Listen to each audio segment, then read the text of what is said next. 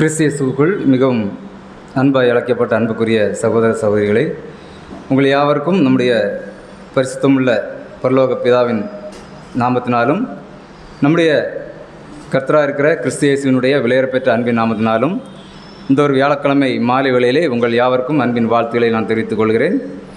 இம்மட்டுமா இந்த பூமியிலே வாழ்ந்து கொண்டிருக்கிறதான் நாம் ஒவ்வொருவருக்கும் கூடுதலாக ஒரு நாளை நாம் கடவுள் இம்மட்டுமாக நமக்கு நீட்டித்து தந்து நாம் கேட்டுக்கொண்டிருக்கிறதான சத்தியத்தின்படி எந்த அளவுக்கு நம்மை நாம் மாற்றிக்கொண்டிருக்கிறோம் என்று பார்ப்பதற்காகவும் அவருடைய குமாரனுடைய சாயலுக்கொப்பாய் நாம் எந்த அளவுக்கு மாறிக்கொண்டிருக்கிறோம் என்று பார்ப்பதற்காகவும் மீண்டுமாய் ஒரு நாளை நமக்கு அவர் தந்திருக்கிறார். அதற்காக நம்முடைய எல்லா விதமான நன்றிகளையும் துதிகளையும் ஸ்தோத்திரங்களையும் ஆண்டவராகிய இயேசு கிறிஸ்துவின் மூலமாக நாம் ஏறெடுத்து கொண்டு இன்றைய நாளுக்குரியதான ஒரு பாடத்துக்குள்ளே நாம் கடந்து செல்லலாம். சகோதர அறிவித்தோன்னமாக இந்த நாளுக்குரியதான பாடத்தினுடைய தலைப்பு என்ன பார்த்தீங்கன்னா, விடியற்காலமும் வருகிறது, ராக்காலமும் வருகிறது அப்படிங்கிறத குறித்து பார்க்குற அன்புக்கு சகோதரர்களே, இதற்குரியதான ஒரு ஆதார வசனத்தை வாசிக்கலாம். ஏசாயா 21ஆம் அதிகாரம் 11 மற்றும் 12ஆம் வசனங்கள்.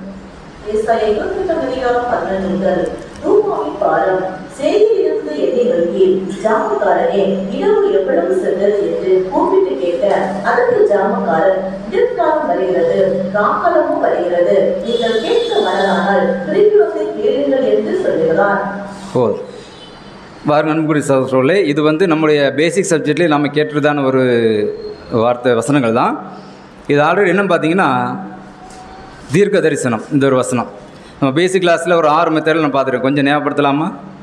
ஃபஸ்ட்டு ஒரு தலைப்பின் கீழ், நெக்ஸ்ட்டு ஒரு கருப்பொருள் அறிந்து படிக்கிறது, 3வது ஊமைகள், தீர்க்க தரிசனங்கள், காலங்களை மையமாக வைத்துப்படுது, இன்னொன்று நிழலும் பொருளும் இல்லை. அப்போ நம்ம இன்னைக்கு பார்க்குற விஷயம் என்னென்னு பார்த்தீங்கன்னா, தீர்க்க தரிசனங்களை அடிப்படையாக கொண்டு எடுக்கப்பட்டிருக்கிறதா அந்த ஒரு வசனத்தை குறித்து நாம் பார்க்க இருக்கிறோம். அன்பு சகோதரர்களே, ஆல்ரெடி நம்ம கேட்டுக்கொண்டிருக்கிறதான வசனம் தான். அந்த வசனம் நம்ம அநேக விதமாக தியானித்திருப்போம். ஒரு பாத அங்கங்களாக கிறிஸ்துவின் சரீரங்களாக மாறக்கூடிய ஒவ்வொரு அங்கங்களுக்கும் அவர்கள் வேதத்தினுடைய ரகசியங்களை அறிகிறது ஒன்று ஊமை பாணிகள் நம்ம படிச்சிருக்கிறோம் இல்லையா? ஊமை பாணிகள் நம்ம சொன்ன பார்த்தீங்களா, அதில் படிச்சிருக்கிறோம். தீர்க்க தரிசனங்களை சொன்ன மாதிரி கேரக்டர் ஸ்டடி, இப்படி அநேக விதமான ஒரு மெத்தடில் நம்ம தேவனுடைய வார்த்தைகளை நம்ம கேட்குறோம். அப்போ தீர்க்க தரிசனத்தின்படியாக படிக்கிறதும் கூட ஒரு புது சிருஷ்டிக்கு அது ரொம்ப முக்கியமான விஷயம் இல்லையா? தீர்க்க தரிசனங்களை அடிப்படையாக கொண்டு படிக்கிறது கூட ஒரு புது சிருஷ்டி அது ரொம்ப ஒரு முக்கியமான விஷயம் அன்புக்கிற சார். எனவே இந்த ஒரு புது சிருஷ்டியின் வாழ்க்கையில் ஓடிக்கொண்டு நம்ம ஒவ்வொருவருக்கும் இந்த தீர்க்க தரிசனம்ங்கிறது கூட ஒரு மிகவும் அவசியமாக இருக்குது அன்புக்கிற சார். நாம் எதற்காக இதை குறித்து பார்க்கணும் அப்படின்னு சொல்லி சகோதரர் என்ன சொல்கிறாருன்னா, ரீப்பர் நம்பர் 4691 சொல்லும்போது வாசிங்க சார். சரி, சிறிய கூட்டத்தாருக்கு அறிவிக்க வேண்டிய பயனுள்ள செய்திகளை அறிய எப்போதும் கவனமாக இருப்பதும். ஆமாம், ஒரு நிமிஷம். சிறிய கூட்டத்தாருக்கு அறிய வேண்டிய பயனுள்ள செய்திகளை அறிய எப்போதும் கவனமாக இருப்பதும், கிறிஸ்துவின் வருகையின் தூதராக இருந்து காலத்திற்கு ஏற்ற ஆன்மீக ஆகாரத்தை விசுவாச குடும்பத்தாருக்கு கொடுப்பதும், சீயோன் மலையின் மீது உள்ள காவலாளரின் கடமை என்பது கடவுளின் முழு ஆலோசனையும் இனிமையானதையும் கசப்பானதையும் அறிவிப்பதாகும். இனிப்பானதை மட்டும் சொல்லிக்கிட்டு கசப்பானது என்ன பண்ணுறதில்ல, ஒழிச்சு வைக்கக்கூடாது அப்படிங்கிற விஷயம். அது என்ன பார்த்தீங்கன்னா, அதுதான் ஒவ்வொரு விஷயங்களும் நம்ம ஆராய்ந்து பார்க்குற விஷயங்கள். அது தீர்க்க தரிசனங்களானாலும் சரி, ஊமைகளானாலும் சரி, காலங்களை மையமாக வைத்து படிக்கிற எந்த விஷயமா இருந்தாலும் சரி, அது இனிப்பாக இருந்தாலும் கசப்பாக இருந்தாலும் கண்டிப்பாக இதை நம்ம கொடுக்கணும் அப்படிங்கிற சகோதரர்களே. பார்த்தீங்கன்னா, அன்னைக்கு இருந்த மதவாதிகள், அன்னைக்கு இருந்தால் பார்த்தீங்களா வேதபாரர்கள், பரிசேயர்கள், அன்னைக்கு இருந்து பார்த்தீங்கன்னா கர்த்தர் இயேசுனுடைய அந்த வருகையாகட்டும், அவர் என்ன நெக்ஸ்ட் அடுத்து என்ன பண்ண போகிறாருங்கிற விஷயங்கள் எல்லாமே என்ன இருக்குதுன்னு பார்த்தீங்கன்னா பைபிளில் இருக்குது. ஆனால் அன்னைக்கு இருந்தவங்க என்ன பண்ணாங்கன்னா, இதை அறிவதற்கு தவற விட்டாங்க. வாசிங்க மத்தேயு 16ஆம் அதிகாரம் 1 முதல் 3 முடிய வாசகங்கள்.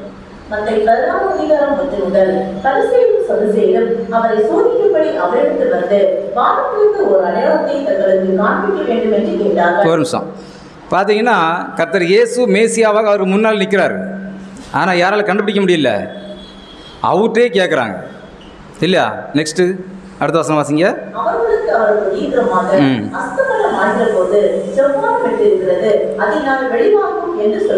சரி பாருங்க, நீங்கள் என்ன பண்ணுறீங்கன்னா வானத்தெல்லாம் பார்த்து அடையாளத்தை பார்த்து என்ன பண்ணுறீங்க, கரெக்டாக சொல்லிடுறீங்க. அவர் மனசுக்குள்ளே என்ன இருக்கிறோம்னா, நான் யாருன்னு உங்களுக்கு என்ன இல்லை, எல்லாம் தெரியல. அடுத்த வசனம் வாசிங்க. உதயமாகிற போது செவ்வானமும் மந்தாரமுமாய் இருக்கிறது. அதனால் இன்றைக்கு காற்று மழை உண்டாகும் என்று சொல்லுகிறீர்கள். மாயக்காரரே, வானத்தின் தோற்றத்தை நிதானிக்க உங்களுக்கு தெரியுமே, காலங்களின் அடையாளங்களை நிதானிக்க உங்களால் கூடாதா? பார்த்தீங்களா? கர்த்தர் இயேசு கிறிஸ்து அன்னைக்கு முதலாம் வருகையில் அவருடைய அந்த மக்கள் மத்தியில் தான் நிற்கணுமோ அந்த மக்கள் மத்தியில் நிற்கிறாரு. ஆனால் கண் கூட அவங்களால கண்ணுக்கு முன்னாடி இருந்தாலும் கூட என்ன பண்ணுறது, அந்த கண்கள் மறைக்கப்பட்டிருக்கிறது. ஏன்னு பார்த்தீங்கன்னா அவங்களுக்கு கைகளில் தோல் சுருள் இருக்குது, நியாயப்பிரமாணங்கள் இருக்குது, மக்களுக்கு போதனை பண்ணுற போதனைகள் எல்லாமே கையில் வச்சுருக்கிறாங்க. பட் மேசியா இவர் தான் அப்படிங்கிற அந்த ஒரு தெளிவு அந்த ஒரு வெளிச்சம் அவங்களுக்கு கண்ணில் அன்னைக்கு கிடைக்கல. அன்புக்கிற சகோதரர்களே, நியாயப்பிரமாணம்லாம் ஓகே, ஆனால் என்ன பார்த்தீங்கன்னா அறிந்து கொள்ள விரானமாக அறிந்த விஷயங்களை அவங்க தார விட்டுறாங்க. அன்புக்கு சொல்ல. ஆனால் நம்ம இப்போ நம்ம இந்த காலங்களில் என்ன பண்ணுறோம்னா அந்த மாதிரி விஷயங்கள் எல்லாமே நமக்கு தெளிவாக நம்ம புரிகிற மாதிரியாக சில ரொம்ப உபகரணங்கள்லாம் நம்ம கைக்குள்ள வந்திருக்கு. அதனால் நம்ம என்ன பண்ணுறோம்னா ஒவ்வொரு வசனங்களையுமே நம்ம படிக்கிறதான சூழல்கள் நமக்கு அதிகமாகவே இருக்குது. இந்த ஒரு வேதபாகர பரிசேரை கொடுத்து சவர் சொல்லும்போது ரீப்ரிண்ட் 16-19 வாசிங்க பார்ப்போம். நீங்கள் உணர முடியவில்லையா?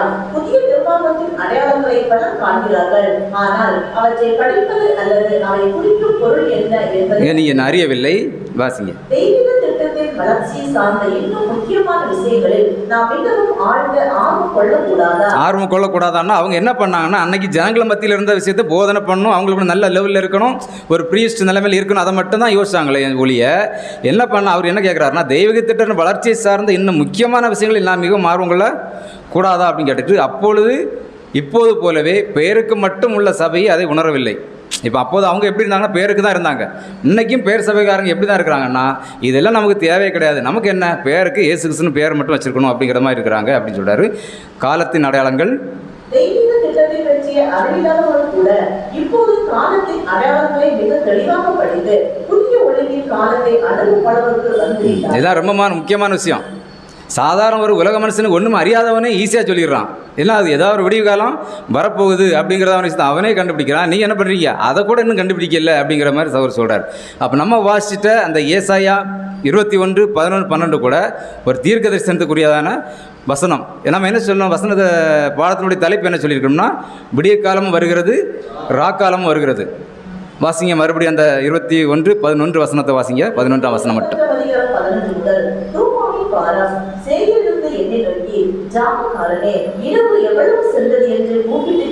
போதும். இப்போ இங்கே யார்கிட்ட கேட்குறது பார்த்தீங்கன்னா ஜாமக்காரனை நோக்கி இரவு எவ்வளோ சென்றது அப்படின்னு கேட்குறாரு. ஜாமக்காரன் அப்படிங்கிற விஷயம் பைபிளை பொறுத்த வரைக்கும் பிதாவாகிய தேவன் அவர் வார்த்தையில் எழுதி வச்சுக்கிற அந்த ஜாமக்காரன் யாருன்னு பார்த்தீங்கன்னா கர்த்தர் இயேசுவை தான் அடையாளப்படுது. கர்த்தர் இயேசு மாத்திரம் அல்லாது அதோடு அட்டாச்சாக வருகிற சரீர அங்கங்களையும் அடையாளப்படுத்தும். எப்படி சொல்லலாம், கர்த்தர் இயேசு அவர் முதலாம் வரியில் வந்திருந்த அந்த ஒரு விஷயம் அவர் யாருக்கு தெரியப்படுத்துவார், யார் மூலமாக தான் அவங்களுக்கு தெரிய வரும்னு பார்த்தீங்கன்னா கர்த்தர் இயேசு மூலமாக தெரிய வரும். அவர் ஒரு ஜாமக்காரனாக இருக்கிறார். நம்ம அது கேட்குறவங்க யாரும் பார்த்தீங்கன்னா இப்போ உலகத்துக்கு ஒரு விஷயத்தை நம்ம அறிவிக்க போகிறதா இருந்தாலும் ஒரு சபை வகுப்பாராக இருக்கிற நாமளும் கூட அறிவிக்க போகிறதா இருந்தால் கூட நாமளும் கூட யார் தான், நாமளும் கூட ஒரு ஜாமக்காரன் தான் அப்படின்னு கூறிய சகோதரர். அதனால தான் அந்த வெளிப்படுத்தல் 1:1 அதிகாரம் 1:2 நம்ம அந்த வசனம் வாசிக்கிறோம். யோவானுக்கு அறிக்கிற போது தம்முடைய ஊழியக்காரருக்கு காண்பிக்கும் பொருட்டு. அப்போ கர்த்தர் இயேசு மூலமாக தான் அவருக்கே அறிவிக்கப்படுது. அப்போ அவர் ஒரு ஜாமக்காரனாக இருக்கிறார். அவர் யாருக்கு அறிவிக்கிறாரோ நெக்ஸ்ட் உலகத்துக்கு ஒரு விஷயம் தேவனுடைய திட்டத்தின்படியாக ஏதாவது அறிவிக்க வேண்டுமா இருந்தாலும் கூட அந்த சபை வகுப்பார் மூலமாக தான் அதுவும் கூட அறிவிக்கப்படும் அப்படிங்கிற குறிச்சை பார்க்குற அன்பு சகோதரர்களே. நெக்ஸ்ட்டு பார்த்தீங்கன்னா அவர் என்ன சொல்கிறாருன்னா அந்த ஜாமக்காரன் என்ன பண்ணுறாருன்னா வாசிங்க ஆபத்கூர் 2:1 வாசிங்க. அந்த ஜாமக்காரன் சொல்றது ஆமா, காவலில் தரித்திருந்தனா எனக்கு உண்டான டியூட்டியில் நான் நினைச்சிருந்து அரணில் நிலைத்திருந்து அவர் என்ன சொல்லுவார் அப்படிங்கிறத, அவர் எனக்கு என்ன சொல்லுவார் என்றும் அவர் என்ன கண்டிப்பு என்ன தருவார் என்றும் நான் கேட்பதற்கு சொல்லுவார் என்றும் கவனித்து பார்ப்பேன்கிறவர் தான் அந்த காவல்காரர் அப்படிங்கிறத குறித்து பார்க்குறான்னு சொல்லி பார்த்தீங்கன்னா இதுக்கு சகோதரர் ரீபன் நம்பர் 1475 அவர் சில வார்த்தைகள் சொல்கிறாரு. அந்த வசனத்தினுடைய சில விளக்கம் தான் வாசிங்க. கவனமாக இருப்பேன், அவருடைய வார்த்தையை ஆராய்தல் பார்க்கும்படியாக அதை தடுத்து அல்லது ஊகித்து அல்ல, ஆனால் தெளிவாக விளக்கத்தக்கவாறு தர்க்க ரீதியாகவும் வேதபூர்வமாகவும் அதை உலகத்துக்கு காட்டு பலவுக்கு பார்க்கும்படியாக அவர் சொல்ல போகிறதை தேவன் தமது வெளிப்பாட்டில் வேதாகமத்தில் வெளிப்படுத்தியதை மட்டுமே நாம் அறிய முடியும். அதாவது ஒரு காவக்காரராக இருக்கிறவர் என்ன பண்ணுவார்னா மேலே நிற்பார்.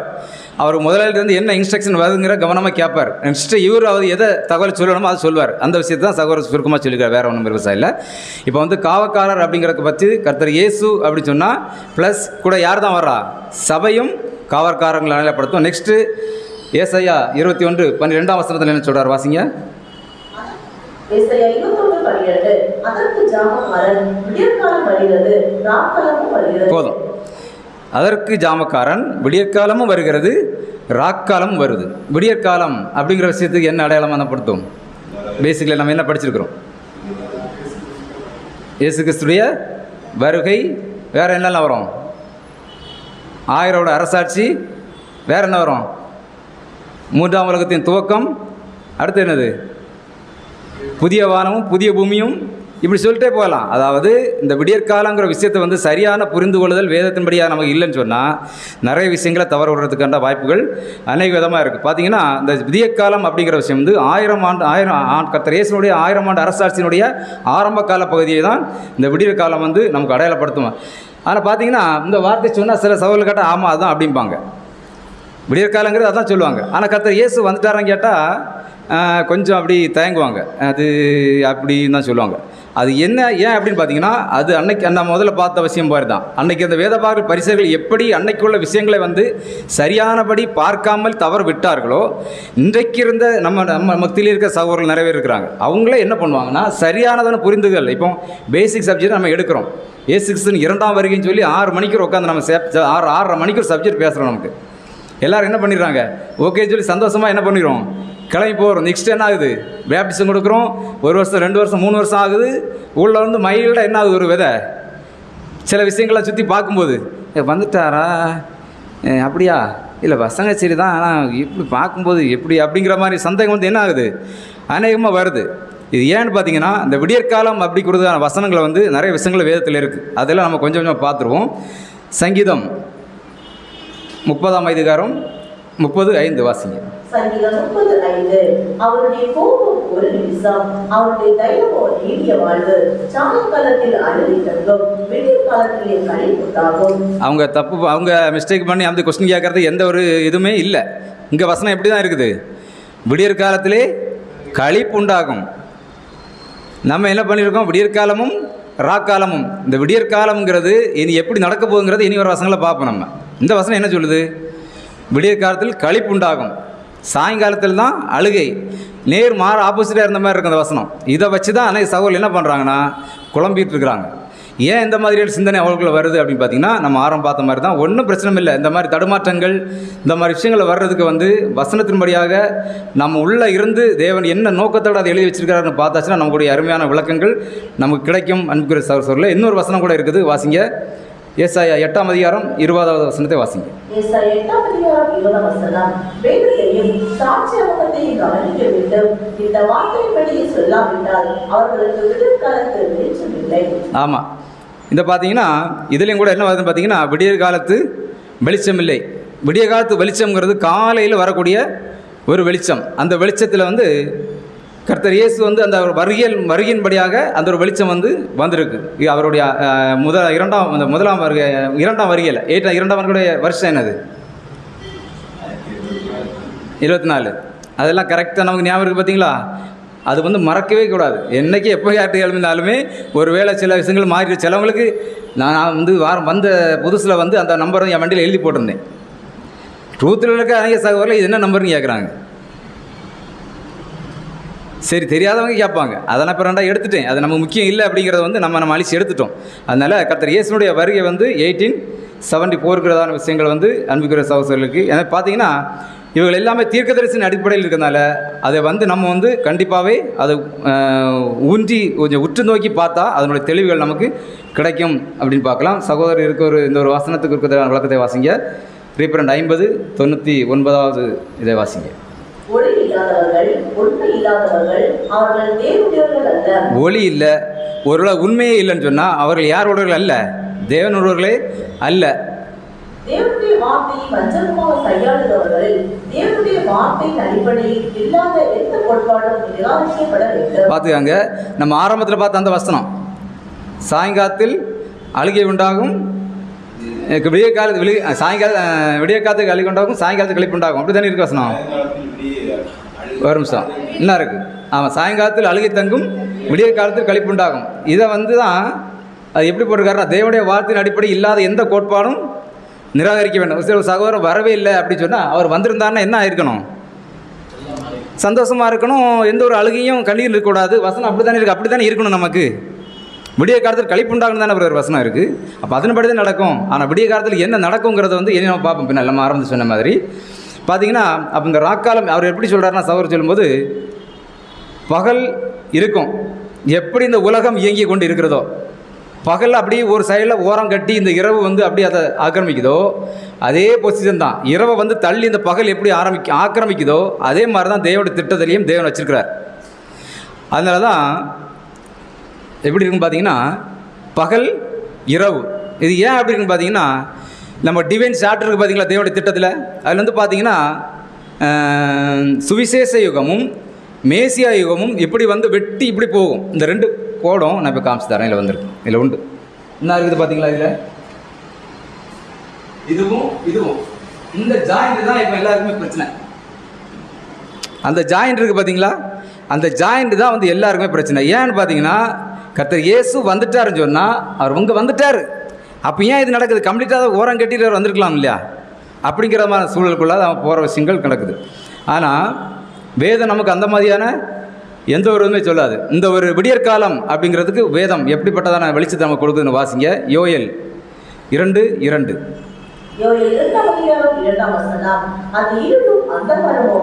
பார்த்தீங்களா? அந்த விடியற்காலம் எப்படி இருக்கும்? இந்த வசனங்கள்லாம் பார்க்கணும். அந்த விடியற்காலத்தில் களிப்பு உண்டாகணும் அந்த வசனத்தை மட்டும் எடுத்துக்கிட்டு இந்த தீர்க்க தரிசனம் என்ன பண்ணக்கூடாது? பார்க்காம விட்டுறவே கூடாது. வாசிங்க. ஆமாம், மப்பும் மந்தாரம்னா ரொம்ப ஒரு மோசமானது. இடம் பார்க்குறதுக்கு நமக்கு இப்போ மழை நேரத்தில் எப்படி இருக்குது? நம்ம பார்க்குறதுக்கு ரொம்ப ரசனையாக இருக்காது. அது அப்படி ஒரு மாதிரி இருட்டாக பயமாக இருந்த மாதிரி இருக்கும்ல, அந்த மாதிரி இருக்கும். வாசிங்க.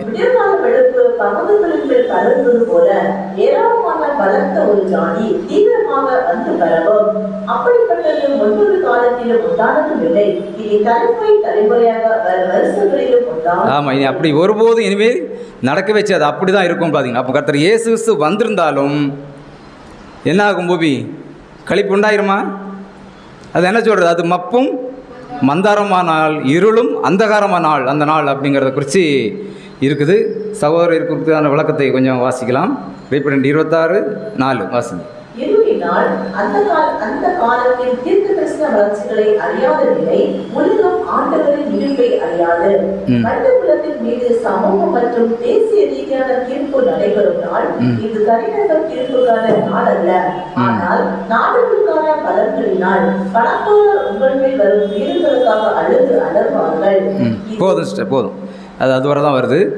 பார்த்தீங்கன்னா அப்போ அந்த ஒரு என்ன பார்த்தோன்னு பார்த்தீங்கன்னா, இருளும் அந்தகாரமால் மப்பும் மந்தாரம், அதாவது ஒரு அடையாள வார்த்தை. அதாவது அந்த உபத்திரவம் இருக்கு இல்லையா? இந்த உபத்திரவத்தை அடையாளப்படுத்தக்கூடிய வாசகம் தான் இது. அநேக வார்த்தைகள் நமக்கு வசனங்கள் இருக்குது. மப்பும் மந்தாரமும் அந்த நாள் பயங்கரமாக இருக்கும். இந்த பேதுரு கூட ஒரு இதில் சொல்லுவார், இந்த நாள் குறித்து, இந்த உபத்திரவத்தை குறித்து அந்த மாதிரி சொல்லுவார். நெக்ஸ்ட் ஒரு வசனம் வாசிங்க. அந்த இரண்டும் சேர்ந்து நம்ம சொன்ன மாதிரி ரெண்டும் வெட்டிட்டு போகும், அந்த ரெண்டு கோடும் வெட்டிட்டு போகுங்கிறத பார்த்தீங்கன்னா அதுக்கு ஒரு வசனம் கரெக்டாகவே ஆக்டாகவே இருக்குது. வாசி பாருங்கள், புரியும். சகரியா 14:6-7. வெளிச்சம் இருக்காது. நெக்ஸ்ட் ஒருவேளைனா ஒருவேளை இல்லை, ஒரு வேளை, ரெண்டு வேளை இருக்கு. அதில் ஒரு வேளை எப்படி இருக்கும்னா வெளிச்சமாக பிரகாசமாகவும், ஒரு வேளை மப்புமா இருக்கும். ஒரு வேளை வெளிச்சம் வந்துட்டுனா ஃபுல்லாக வெளிச்சமாகாது, மப்பு வந்துட்டுனா ஃபுல்லாக மப்பாகவும் இருக்காது. ஒரு நாள் உண்டு. ஆமாம், அது பகலும் அல்ல இருளும் அல்ல, இரண்டும் இரவும் அல்ல, ரெண்டு சேர்ந்த மிக்சிங்காக இருக்கிற விஷயங்களுக்கான பார்த்தீங்கன்னா இந்த பகலும் அல்ல இருளும் இல்லைங்கிற அந்த விஷயம் நடைமுறைக்கு ஒத்தே வராது. யார்கிட்டயா சொன்னு பார்த்தீங்கன்னா அது பகலும் இல்லை இரவும் இல்லை வித்தியாசமாக அவரு கிளைமேட் நம்ம பார்க்குறோம். ஆனால் தேவனுடைய திட்டத்தில் அந்த மாதிரி விஷயங்கள் பார்த்து இருக்குமான்னு பார்த்தீங்கன்னா இருக்காது. ஒருவேளை கண்ணுக்கு தெரியக்கூடிய ராஜ்யத்தில் மொத்தமாக என்ன ஆகும்? மொத்தமாக வெளிச்சம் கொடுக்கக்கூடிய அந்த சூழல் நமக்கு நடக்கும் அன்புகிற சூழலே. ஆனால் வெளிச்சம் குறைவாக இருக்கும். நம்ம இருக்கிற ஒரு ஸ்டேஜ் பார்த்தீங்கன்னா நடுவையில் பிரதர் உச்சியாக கொஞ்சம் சாயந்தரமா காலை தொடக்கத்தில் தான் நாம் இருக்கிறோம். இன்னும் அந்த உச்சி வெயிலில் கூட நம்ம வரல. அதனால தான் என்ன பார்த்தீங்கன்னா நிறைய விஷயங்களை வந்து சகோதரர்கள் வந்து சில விஷயங்களை பார்த்து வந்து அந்த ஒரு விசுவாசம் வந்து குறைவாகவும் காணப்படுற காரணமே அதனால தான். நம்ம கண்ணு மக்கள் நடக்கிற விஷயங்கள்லாம் அநேகமாக நடக்கிறது. அது வந்து பார்த்திங்கன்னா அது ஒரு நாள் அப்படின்னு பார்த்து சொல்கிறாரு. இதே போல் வாசிங்க 28:6 வாசிங்க. ஒரு நாள் ஆகும், அதுவே ஒரே நாளாக இருக்கும், கர்த்தருக்கு தெரிந்தது. அந்த நாள் கர்த்தருக்கு தெரிந்தது மட்டும்தான். வாசிங்க. பகலும் அல்ல முழு இரவும் அல்ல, ஏனெனில்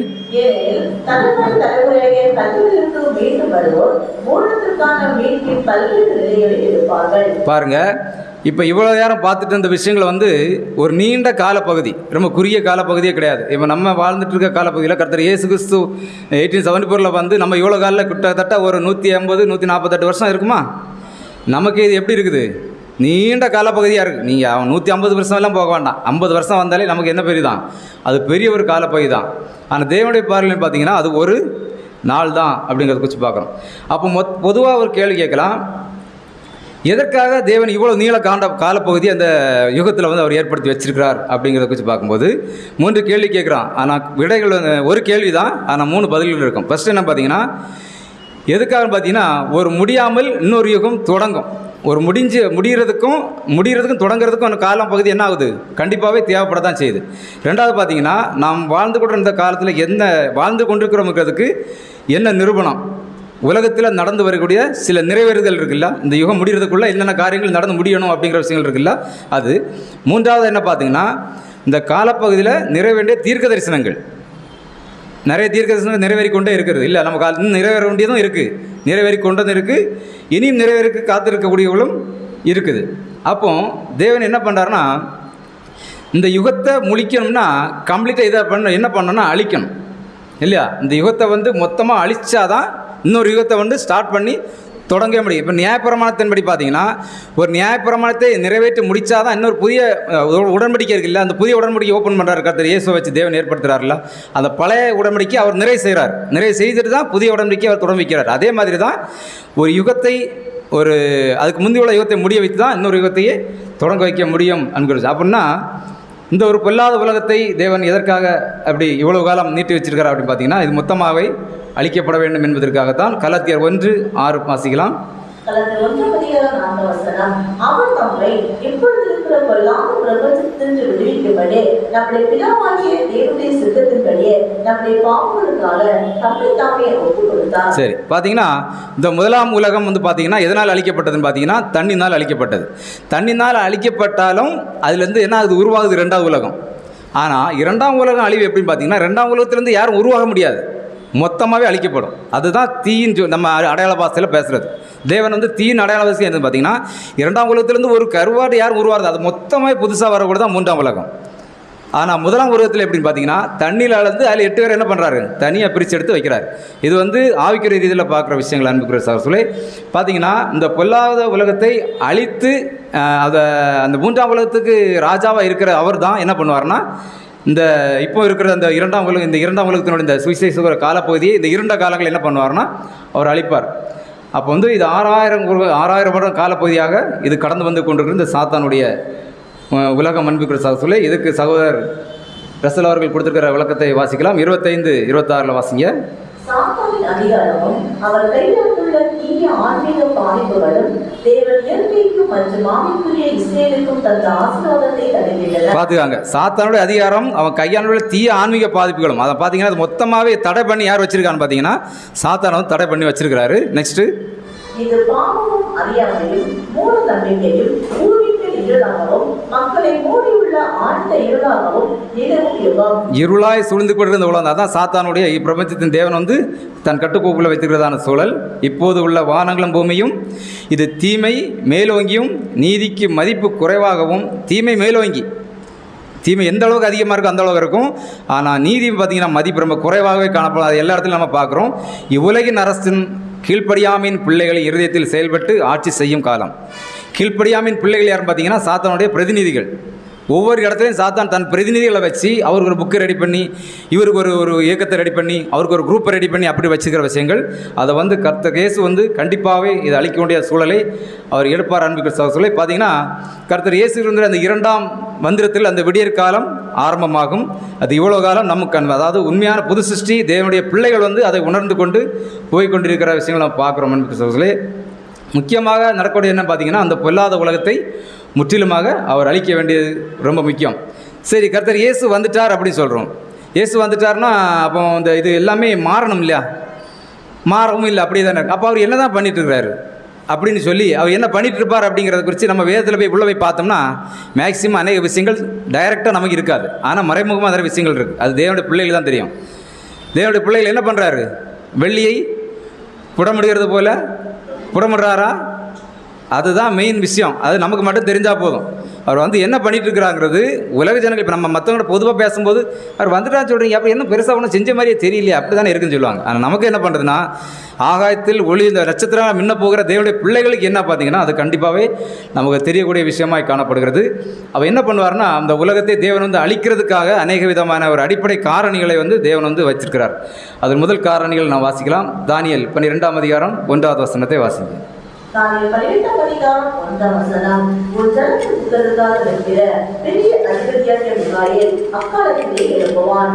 யாவரும் சாதியாரும் தோன்றினது முதல் அக்காலம் மட்டும் உண்டாயிராத ஆபத்து காலம் வரும். அக்காலத்திலே புஸ்தகத்தில் எழுதியிருக்கிறவர்களால் காணப்படுகிற உன் ஜனங்கள் அனைவரும் விடுவிக்கப்படுவார்கள். ஆமா, உன் ஜனத்தின் புத்திரருக்காக எழுமிக்கிற பெரிய அதிபதி, ஒரு பெரிய அதிபதியின் ஒருவர் இங்கே உள்ள வந்துட்டாருன்னா கண்டிப்பாக ஏதாவது ஒரு மாற்றம் நடக்கணுமா நடக்கக்கூடாதா? பெரிய மாற்றம் நடந்திருக்கு. சகோதரர் சொல்லும்போது பெரிய மாற்றம்னா ரொம்ப பெரிய மாற்றம், ஒவ்வொருத்தருக்கும் மனசில் மறக்க முடியாத அளவுக்கு மாற்றம். அது சகோதரர் அடையாளம் காட்டுற விஷயம் என்ன பார்த்தீங்கன்னா, 1ஆம் உலகப் போர், ஃபஸ்ட்டு வேர்ல்டு வேர் காமிக்கிறார். சகோதரர் சொல்லும்போது கர்த்தர் இயேசு வந்திருக்கிறார். மிகப்பெரியதான ஒரு ஆதாரம்னு பார்த்தீங்கன்னா, அதாவது ஒட்டுமொத்த உலகத்தில் இருக்க தலைவர் எல்லாரும் என்னென்னா ஒரு அதிர்ச்சிக்குள்ளாகணும், அவங்களுக்கு பயம் வரணும். என்ன திடீர்னு இப்படி நம்ம என்னவோ ரொம்ப சுகமாக போயிட்டுருக்குன்னு நினச்சிருக்கோம், திடீர்னு இந்த விஷயம் வந்துருச்சு அப்படின்னு சொல்லிட்டு பார்த்துக்கணும். ஆனால் இந்த 1ஆம் உலகப் போர் நடக்கும்போதெல்லாம் பார்த்தீங்கன்னா நமக்கெல்லாம் எந்த ஒரு பாதிப்புமே இருக்காது. ஒருவேளை அந்த பாதிப்பு அடைந்த நாட்டுக்குள்ளே நம்ம இருந்திருந்தோம்னா அந்த பாதிப்பு நமக்கு என்ன ஆகும் அழகாகவே தெரிஞ்சிருக்கும். இப்போ நம்ம வீட்டில் வந்து பக்கத்து வீட்டில் ஒரு துட்டி விழுந்துருச்சு, நமக்கு ஏதாவது பிரச்சனை இருக்குமா? போகும், ஒரு அரை நாள் நின்று அந்தால வந்துடுவோம். இதே நம்ம வீட்டில் வந்துருச்சுன்னா இதே கண்டிஷன் தான். இஸ்ரேலில் சண்டை நடக்கிற மாதிரி தான். அந்தந்த பக்கத்தில் வந்துச்சுன்னா அந்த பாதிப்பு வந்து நமக்கு அதிகமாகவே காணப்படும். அன்புக்கிற சொல்லி 1ஆம் உலகப் போர் 1914 வந்து தொடங்குச்சு. நெக்ஸ்ட்டு பார்த்தீங்கன்னா இந்த உலக ராஜ்யங்கள் எல்லாம் வந்து ஒரு அசைவு கொண்டு உள்ளாக வந்துச்சு. 2வது பார்த்தீங்கன்னா 2ஆம் உலகப் போர் 1939ஆம் வருஷத்தில் கூட அது நடந்துச்சு. பார்த்தீங்கன்னா ரொம்ப முக்கியமாக நம்ம பார்க்க வேண்டிய விஷயம் என்னென்னு பார்த்தீங்கன்னா, இந்த 2 உலகப் போருமே கர்த்தர் இயேசு கிறிஸ்துவின் வருகைக்கு பிறகு தான் நடக்குது. முக்கியமாக நோட் பண்ணுற பாயிண்ட் அந்த பாயிண்ட் தான். நீ வேறு எதுவுமே பெருசாக பார்க்க வேணாம். இந்த 2 உலகப் போர் நடக்கிறதுக்கு அது காரணமாக இருக்கிறது யாருன்னு பார்த்தீங்கன்னா கர்த்தர் இயேசுதாங்கிறதுக்கு ப்ரூஃபே அதுதான். இந்த என்ன பண்ணணும்னா, இந்த ஒட்டுமொத்த உலகத்தையும் இந்த 2ஆம் உலகத்தையும் கம்ப்ளீட்டாக என்ன பண்ணணும், அப்படியே மூட்டை கட்டி ஓரமாக வச்சுட்டு தன்னுடைய ராஜ்யத்தை என்ன பண்ணிங்கன்னா கண்டிப்பாகவே ஸ்தாபிக்கணும் அப்படிங்கிறத குறித்து பார்க்குறான்னு சொல்லி நாம் கூட இந்த ஒரு காலப்பகுதியில் நாம் இருப்போம். இந்த 2ஆம் உலகத்தினுடைய அந்த ஒரு முடிவு பிறக்க காலப்பகுதியில் கூட தான் நாம் இருக்கிறோம். அன்புக்கிற சொல்லை இதற்குரியான ஒரு சிறிய விளக்கத்தை நாம் வாசிக்கலாம். ரீப்ரிண்ட் நம்பர் 5805 வாசிங்க. மேசியா தெய்வீக அதிகாரத்துடன் தன் மகா அதிகாரத்தை எடுத்துக்கொண்டு ஆட்சி செய்ய எழுந்திருக்கிறார். தன் ஆட்சியை தொடங்குவார், தன் ஆட்சியையும் அதிகாரத்தையும் பயன்படுத்த தொடங்குவார். அதிகாரத்தையும் பயன்படுத்த தொடங்குவார்.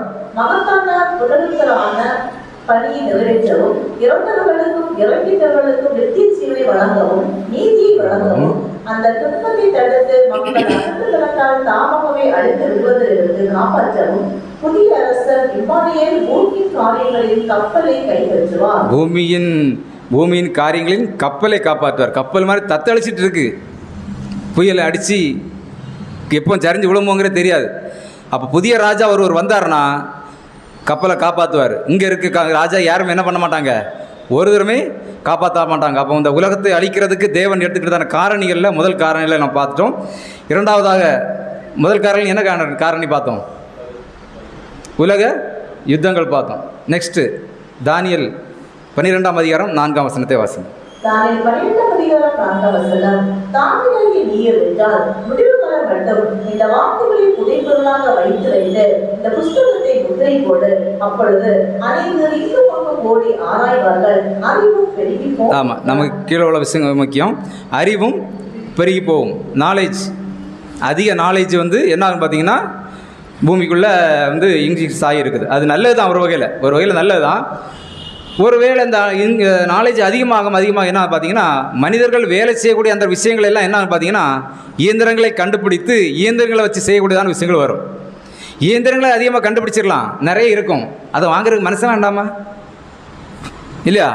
அப்போ இது யாருக்கு பாதிப்பை ஏற்படுத்தும்னு பார்த்தீங்கன்னா மனிதர்களுக்கு பாதிப்பு அதிகமாக ஏற்படுத்தும். அப்போ இந்த நாலேஜ் மூலமாக கூட என்ன ஆகுதாரு, இந்த ஒரு புரட்சி ஏற்படும். இப்போ வேலையில்லா திண்டாட்டங்கள்லாம் வந்து என்ன ஆகும், மாறி மாறி போராட்டம் பயங்கர புரட்சிகள்லாம் வெடிக்குமா இல்லையா? அது மூலமாக இதுக்கு ஆரம்பத்திலே வெடிக்க தொடங்கிருச்சு. அப்போ இதுக்கு எல்லாம் பார்த்தீங்கன்னா இது மிகப்பெரியதான ஒரு காரணமாக தான் காணப்படுது. அன்பு கிறிஸ்தவ சகோதரர்களே, இதற்கு வந்து வாசிக்கலாம். ரீப்பர் நம்பர் 71:10 வாசிங்க.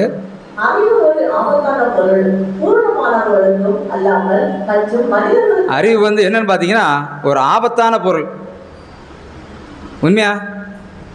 அது எல்லா இடத்துலையும் அப்படி தான், எல்லா இடத்துலையும் அப்படி தான். நீங்கள் எங்கேயுமே நீங்கள் மிஸ் ஆகவே வேண்டாம். அது ஸ்கூல் ஆகட்டும், நம்ம வேலை செய்கிற இடங்களாகட்டும், நம்ம சபைகளாகட்டும், அரசியலாகட்டும், அறிவுங்கிறது வந்து அது ஒரு ஆபத்தான ஒரு பொருள் தான். ஒரு வேளை தான் அறிவு நல்லா பெற்றுக்கொண்டேன், அது என் வாழ்க்கையில் நான் பிரயோஜனப்படுத்தி கொள்வேன்னு நினச்சிட்டா அது சந்தோஷம்.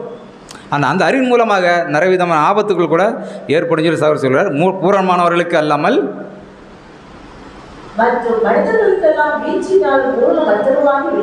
மனிதர்கள் எல்லாம் வீழ்ச்சியினால் பூரணமற்றவர்களாகி விட்டனர்.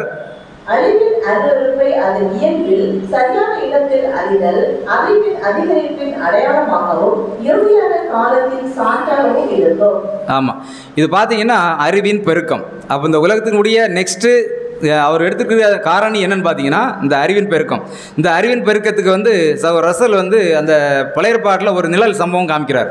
நம்ம கிதியோனுடைய அந்த யுத்தம் பார்க்குறோம் பார்த்தீங்களா, அது அருமையான ஒரு நிழல் காமிக்கிறாரு. நியாயாதிபதிகள் 7ஆம் அதிகாரம் 21, 22 வசனத்தை வாசிங்க. நியாயாதிபதிகள் 7ஆம் அதிகாரம் 21 முதல் பாளையத்தை சுற்றிலும் அவர்கள் தங்கள் நிலையில் நின்றார்கள். அப்பொழுது பாளையத்தில் இருந்தவர்கள் எல்லாரும் சிதறி கூக்குரலிட்டு ஓடி போனார்கள். இவ்வளவுதான் ரொம்ப முக்கியம். 22ஆம் வசனம் வாசிங்க.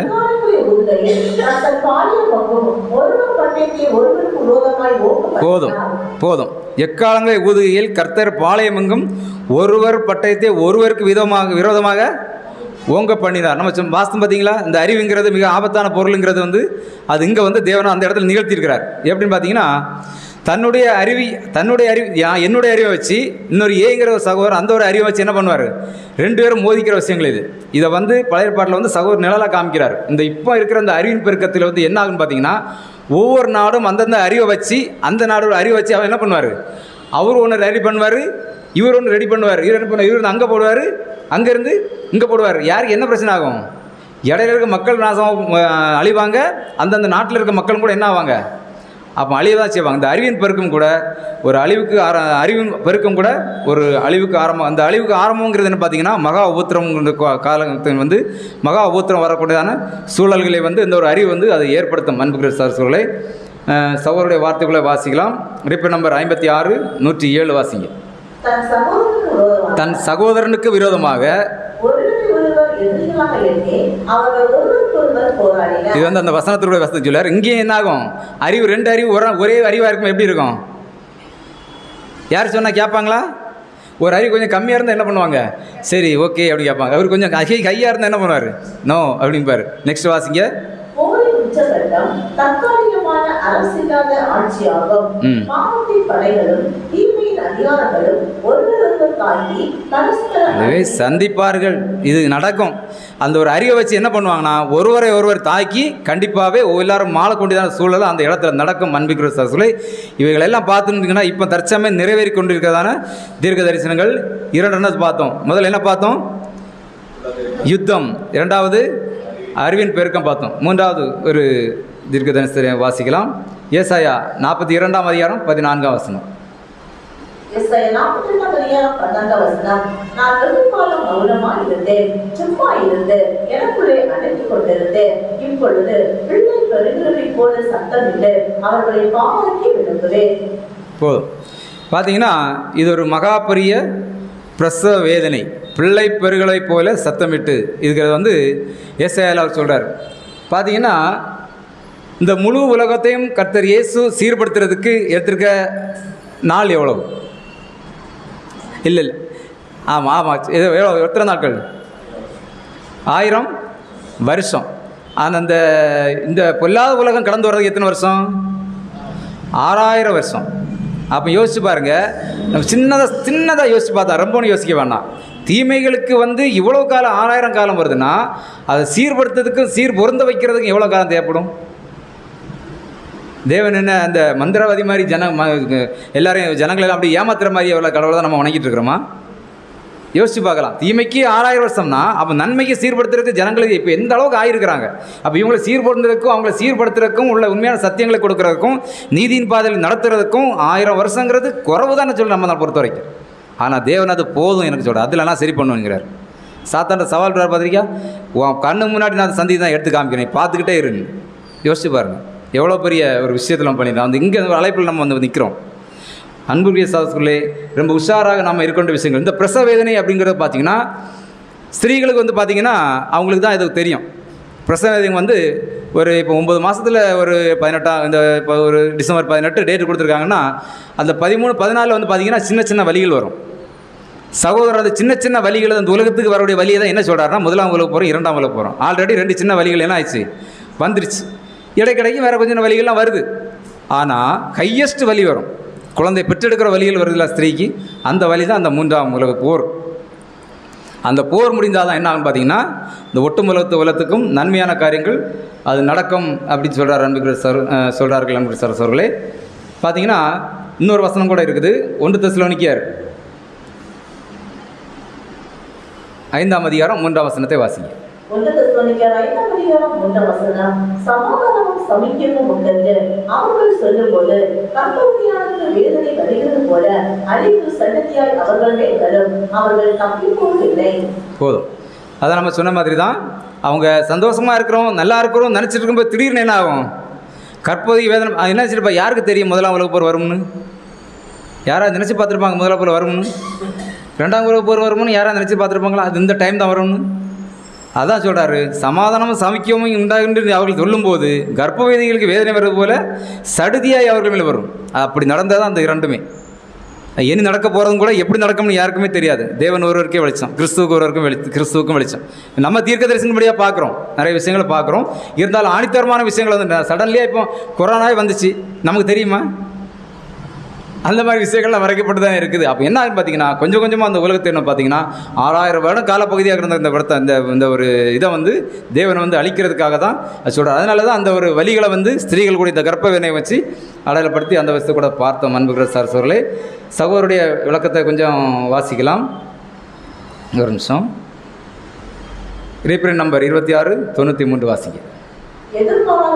எதிர்பாராத அழிவு அந்த 1ஆம் உலக போராகட்டும் வாசிங்க. கடந்த 6000 ஆண்டுகளாக நடந்த மெல்லிய செயல்முறைகளுடன் ஒப்பிடும்போது திடீர் அல்லது விரைவானது. வேதகமும் அந்த உபத்திரவம் ஒரு மணி நேரத்தில் ஒரு நாளில் அல்லது ஒரு ஆண்டில் வரும் என்று சொல்லவில்லை. பார்த்துக்காங்க, வேதம் எப்படி சொல்லுதுன்னா கர்த்தர் இயேசுடைய அந்த 1000 ஆண்டு வந்து ஒரு நாளுங்கிறது அவர் பார்வை தான். நம்ம என்ன நினைச்சிடக்கூடாதுன்னா அது ஒரு நாளில் முடிஞ்சிடும், அல்லது ஒரு வாரத்தில் முடிஞ்சிடும், அல்லது ஒரு மாதத்தில் முடிஞ்சிடும், அல்லது ஒரு வருஷத்தில் முடிஞ்சிடும். நீங்கள் யாரும் நினச்சிடக்கூடாது, நம்ம நினச்சிடக்கூடாதுன்னு சொல்கிறார். நெக்ஸ்ட் வாசிங்க. ஆமாம், எச்சரிக்கை. அப்படி ஒருபோது நாம் என்ன பண்ணக்கூடாது, நினச்சிடவே கூடாது. நமது நாகரிகத்தின் மீது வரவிருக்கும் பேரழிவு மிகவும் திடீரென வரும் என்பதை குறிப்பதாகும். அது 12 மாதங்களில் வந்தாலும் அது மிகவும் திடீரென வந்ததாகவே இருக்கும். உலகம் தங்கள் அமைப்புகளும் அரசியலும் உறுதியான முறையில் கவிழ்ந்து விடுவதை தவிர்க்க முடியாது. ஆமா, உலகம் வந்து இது யாராலுமே இது என்ன பண்ண முடியாது. தேவன் இந்த திட்டத்துக்குள்ள அவர் வடிவமைச்சு வச்சிருக்கிற அது எந்த விஷயத்தையும் கூட யாருமே கூட மாற்ற முடியாது. தேவனையும் அவர் நீதியையும் அறிந்து பொருட்களை அதிகம் மதித்தவர்களுக்கு இது ஒரு நியாயமான பழிவாங்கலாக வருகிறது. உலகம் எதிர்பாராமல் பிடிவிடும். மேலும் கர்த்தருடைய ஊழியர்களில் பலர் இது ரொம்ப முக்கியமான விஷயம். உலகம் எதிர்பாராமல் பிடிபடும். மேலும் கர்த்தருடைய ஊழியர்கள் பலர் உறங்கி போயிருப்பதால் கட்டளையிட்டபடி என்ன ஆகுது, என்ன நடக்குதுங்கிறத வந்து சரியாகவே புரிந்து கொள்றதுக்கு வாய்ப்பே இல்லை. அவங்க தவற விட்டுட்டாங்க. தற்போதைய ஒழுங்கை முழுமையாக அழைத்த பிறகு கிறிஸ்துவின் ராஜ்யம் நிறுவப்படும் நேரம் வரும். அப்பொழுது அவர் அந்த முழு உபத்திரவத்தையும் திடீரென முடிவுக்கு கொண்டு வந்து விடுவார். பாத்தீங்களா? இது வந்து பார்த்தது என்ன பார்த்தீங்கன்னா, மூணாவது என்ன பார்த்தோம்? பிரசவ வேதனை. அந்த பிரசவ வேதனை கொடுத்து அந்த உபத்திரவங்கள்லாம் கொடுத்து இந்த உலகத்தை கொஞ்சம் கொஞ்சமாக அழிக்கிற விஷயங்களை கூட பார்க்குறோம்.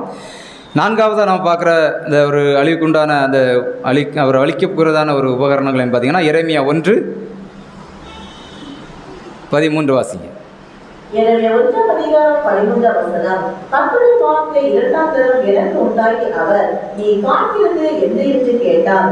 பொங்குகிற பானையை காண்கிறேன், அதில் வாய் வடக்கே இருந்து நோக்குகிறது என்றேன். ஆமாம், அந்த பொங்குகிற பானை எங்கேருந்து பொங்கு எங்கே இருக்குன்னு பார்த்தீங்கன்னா வடக்கே இருந்து நோக்குகிறது அப்படின்னு.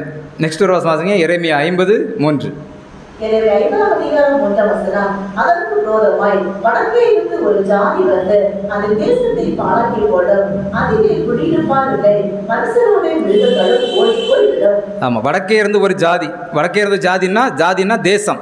அதாவது வடக்கே இருந்து ஒரு தேசம் வந்து என்ன ஆகும் பார்த்தீங்கன்னா தேசத்தை பாழாக்கி போடும். இந்த அதின் தேசத்தை பாழாக்கி போடுங்கிற அந்த ஒரு தேசம் தான் அது. இது எதுன்னு பார்த்தீங்கன்னா இஸ்ரேல் தேசம். இந்த இஸ்ரேல் தேசத்துக்கு விரோதமாக இப்போ யார் வந்துட்டு இருக்காங்க பார்த்தீங்கன்னா ரஷ்யாவுடைய பிரச்சனை வந்து அதிகமாகவே இருந்துகிட்ருக்கு. இப்போ நமக்கு நடந்துட்டு இருக்கிற விஷயங்கள் நிறைய நடக்குது இல்லையா? அதான் கோகு மாகோகு நம்ம எசேக்கியேலில் வாசிக்கிறோம் பார்த்தீங்களா, அந்த மாதிரி விஷயங்கள். இதை வந்து எசேக்கியேல் அவர் ரொம்ப தெளிவாக சொல்கிறாரு. எசேக்கியேல் 38:15-16 வாசிங்க. அப்பொழுது நீங்கள் ஒன்றுடனே கூட திரளான ஜனங்களும் வடதிசையிலுள்ள ஒரு ஸ்தானத்திற்கு வருவீர்கள்.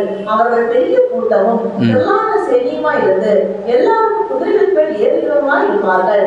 நீ தேசத்தை கார்மேகங்கள் மூட என் ஜனமாகிய இஸ்ரவேலுக்கு எதிராக திரும்பி வருவாய். கடைசி நாட்களிலே இது சம்பவிக்கும். போவே, ஜாதிகளின் கண்களுக்கு முன்பாக உன் மூலமாய் நான் பரிசுத்தம் என்று விளக்கப்படுகிறதினால் அவர்கள் என்னை அறியும்படிக்கு உன்னை என் தேசத்துக்கு விரோதமாக வர பண்ணுவேன். ஆமாம், இந்த காலப்பகுதியில் என்ன பார்த்தீங்கன்னா இஸ்ரேல் ஜனங்கள் ஒன்றாக கூட்டி வருவாங்கல்ல தேசத்துக்கு. அந்த நேரத்தில் என்ன பண்ணுவாங்கன்னா அவங்க நெருக்கப்படுவார்கள். எல்லா தேசத்தினர் மூலமாகவும் விரோதிக்கப்படுவார்கள். எல்லா தேசத்தின் மூலமாக பகைக்கப்படுவார்கள். இந்த விஷயங்கள் வந்து இஸ்ரேல் ஜனங்களுக்கு வந்து அது கண்டிப்பாகவே இருக்கும். அது வந்து என்ன ஆகுன்னு பார்த்தீங்கன்னா அந்த சுவிசேஷத்தினுடைய முடிவு காலப்பகுதி நம்ம கூட எதில் தான் இருக்கிறோம். இப்போ இந்த சுவிசேஷக முடிவு காலப்பகுதியில் இப்போ கூட அதிகம் ரொம்ப சிவியராக தான் நம்ம போயிட்டுருக்க. நம்ம நிறைய விஷயங்கள் பார்க்குறோம். இதெல்லாம் நிறைய சௌகரியமாக சப்ஜெக்ட்கள் நான் பார்த்துருக்கேன். அன்பு சகோதரர்களே, எப்படியா இருந்தாலுமே இது போலத்தான் இந்த உலகம் வந்து என்ன பண்ணுற போகுதுன்னா அழிக்கப்பட போகிறது. இந்த இஸ்ரேல் ஜனக்கு முன்பாக எல்லாருமே கூட்டி இந்த ரொம்ப நெருக்கிற அந்த விஷயம் வந்து வேதம் எப்படி சொல்லுது? யாருக்கா ஞாபகம் வருதா? எல்லாரும் சேர்ந்து நெருக்கிற அந்த விஷயம் இருக்குது பார்த்தீங்களா? யாக்கோபுக்கு இக்கட்டு காலம். அந்த நெருக்கிறாங்க பார்த்தீங்களா, எல்லாருமே விரோதிக்கிற அந்த விஷயம் தான் என்ன, அந்த நெருக்கடி அந்த இக்கட்டை வந்து கண்டிப்பாக வந்து தேவன் வந்து கொடுப்பார். எரேமியா 30:7 வாசிங்க. ஐயோ, அந்த நாள் பெரியது, அதை போன்ற நாள் இல்லை, அது யாக்கோபுக்கு இக்கட்டு காலம், ஆனாலும் அவன் அதற்கு நீங்களாகி ரட்சிக்கப்படுவான். ஆமாம், இது நம்ம வாழ்ந்து கொண்டிருக்கிறதான காலத்தில் நடந்து கொண்டிருக்கிறதான மிகப்பெரிய ஒரு தீர்க்க தரிசனம். அதாவது பார்த்தீங்கன்னா இன்னொன்று பார்த்தீங்கன்னா ஒரு நல்ல நம்ம இப்போ அந்த பார்த்துட்டு தீர்க்க தரிசனங்கள் எல்லாமே எப்படி பார்த்தீங்கன்னா ஒரு நல்ல ஒரு ஜாமக்காரனாக இருந்து நம்ம பார்க்கக்கூடிய விஷயங்கள். கண்டிப்பாக இது வந்து நம்ம உற்று பார்க்கணும். நம்ம அன்பு சகோதரர் இதுக்கு ஒரு அருமையான ஒரு சின்ன விளக்கத்தை கொடுக்குறேன். இது கொஞ்சம் நிறைய இருக்குன்னு நினைக்கிறேன். நான் கொஞ்சம் மெயினாக உள்ளது மட்டும் வாசிக்கலாம். அதாவது வசந்தம் வந்து விட்டது, அத்திமரம் இலைகளை விடுகிறது, ஆனாலும் இன்னும் புயல்களை எதிர்பார்க்க வேண்டும். துளிர் விட்டாச்சு, அதுக்காக தண்ணி உரம் விட்டு ஃபுல்லாக செழிக்கட்டு அப்படின்னு சொல்லி தேவன் பார்க்கல. என்ன பண்ணுறாரு? கொஞ்சம் கஷ்டப்பட்டு தான் வளரணும். கஷ்டப்பட்டு தான் வளரணும்னு பார்த்தீங்கன்னா கர்த்தர் இயேசுவை முழுமையாக அவர் எப்பொழுது அங்கீகரிக்கிறார்களோ அப்போ தான் முழுமையான போஷாக்கம் தேவனை கையால் அவங்க வாங்க முடியும். அது வரைக்கும் என்ன ஆகுன்னு பார்த்தீங்கன்னா துளிர் விட்டு கொஞ்சம் கொஞ்சமாக மெதுவாக வரும். இப்போ அத்திமரத்தையே துளிர் விட்டுச்சு உடனே வளர்ந்துடணும் அப்படின்னு நம்ம நினைக்கிற மாதிரி அப்படி நினைக்கிறாங்களா நிறைய பேர்? அப்படி நினைக்கிறாங்க நிறைய பேர். ஏன் அப்படி தானே இருக்கணும்? இயேசு கிறிஸ்து வந்துட்டா அது ஏன் அவருக்கு முடியாது? துளிர் தான் விட முடியுமா, வைக்க முடியுமா? இலையெல்லாம் பெருசாக வச்சு காயெல்லாம் கணக்கி வச்சிட வேண்டியதானே, எவ்வளோ சீக்கிரம் முடிச்சிடும், வெள்ளமே இல்லையா அப்படிங்கிற மாதிரி கொஸ்டிங்கெல்லாம் நிறைய சவால் போகிறத வசதி பார்க்குறோம். நெக்ஸ்ட்டு பார்த்தீங்கன்னா ஏனெனில் இயற்கையில் வசந்த சமயத்தில் புயல் மிகவும் கடுமையான ஒன்றாகும். கர்த்தருடைய வார்த்தைக்கு உண்டாகும் பட்டினி இஸ்ரேலை தாக்கி, கர்த்தருடைய வார்த்தைக்கு உண்டாகும் பட்டினி இஸ்ரேலை தாக்கி அவர்கள் அப்பம் பெற பெரிய ஆளுநரிடம் வர செய்யும். பெரிய ஆளுநர் யார்? ஏசு கிறிஸ்து வருவார். இங்கே சின்ன சின்ன ஆளுநர்கிட்ட நீங்கள் போக முடியாது, என்கிட்ட வரணும். என்கிட்ட நீங்கள் என்னைக்கு வாரீங்களோ அன்னைக்கு தான் உங்களுக்கு அது ரொம்ப இதாக இருக்கும். ஒருவேளை உங்களுக்கு அதிகமாக கிடச்சிதான் இதுவே யாக்கோபின் சங்கட காலமாகும். இக்கட்டு காலத்தை வந்து சகோதரர் வந்து சங்கட காலமாகும்னு போட்டிருக்காரு. உண்மையிலே சங்கடம் தான். நாம் இந்த காலத்தை அடைந்து விட்டோம். நாம் யாக்கோபின் சங்கட காலத்தில் இருக்கிறோம். யாக்கோபின் சங்கடம் இன்னும் முடிவடையவில்லை, இன்னும் இருக்குது. அப்போ இதே எப்படின்னா அப்போ இதுக்கு மேலே எப்படி இருக்கும், எப்படி இருக்குமோ நமக்கு தெரியல. தேவன் தான் அதுக்கு பதில் கொடுக்கணும். நெக்ஸ்ட்டு பார்த்திங்கன்னா ஐக்கியில் உள்ளது ஒன்றும் பெருசாகவே இல்லை. இது வந்து நம்ம பார்த்துட்டு வந்து 4ஆவதாக பார்த்துட்ட விஷயங்கள். அதாவது வடக்கே இருந்து ஒரு ஜாதி வந்து என்ன பார்த்தீங்கன்னா அழிவு ஏற்படுத்தக்கூடியதான ஒரு விஷயத்தை குறித்து பார்க்குறோம். 5ஆவதான பார்க்குற விஷயங்கள் பார்த்தீங்கன்னா எரேமியா 25:32 வாசிங்க.